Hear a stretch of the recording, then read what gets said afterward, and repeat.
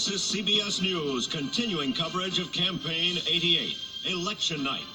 From CBS News headquarters in New York, here is Dan Rather.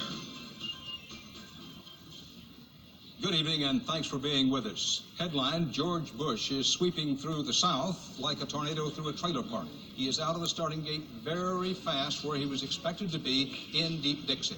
Our CBS News coverage of Election Night 1988 is underway, a night to watch to see if Michael Dukakis will confound the polls, and the pros, and pull off the ultimate Massachusetts miracle, winning the presidency.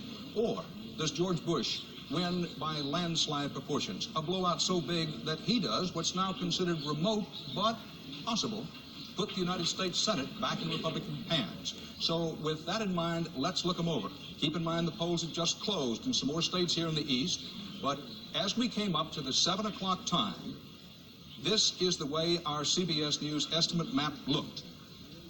Our CBS News had estimated that George Bush, when all the votes were in and counted, would have carried both Kentucky and Indiana, the two states where the polls closed at 6 o'clock in the Eastern time zone. Now, at 7 p.m., the polls closed in another 6 states with 60 electoral votes. Our CBS News estimates are that when all is said and done, George Bush will have won at least 5. Bush's states turn red on our map. Dukakis, win it if he gets any, turn blue. The states where the polls have closed, but we do not yet have a decision, remain in white. You see Vermont up there. But keep in mind that the state of Vermont has gone to the Republicans in every presidential election in 134 years, except for Lyndon Johnson's earth slide in 1964. Now the close-ups in Florida, where the flamingos often fly. George Bush takes off. As expected, he gets Florida's 21 electoral votes. At one time, Dukakis thought he could carry that state, but it turns out not to be. In Georgia, Bush has cut through Dukakis' hopes like a jackknife through peaches. Bush gets 12 electoral votes in Georgia. On up the eastern seaboard, in the Old Dominion state. In Virginia, where tobacco and Republicans generally do well, Bush does well, gets Virginia's 12 electoral votes. In South Carolina, the Palmetto state and the home of one of Bush's campaign managers, 8 electoral votes goes to George Bush as expected.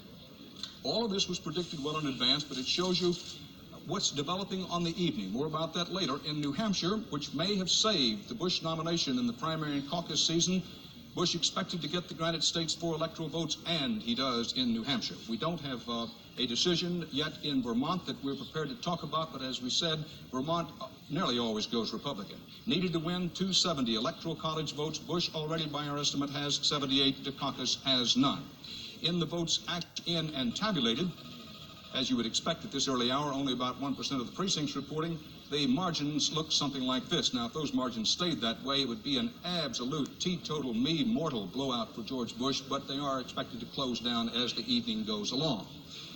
Looking very quickly now at some of the Senate races. Remember that as we started the evening, there were 54-46.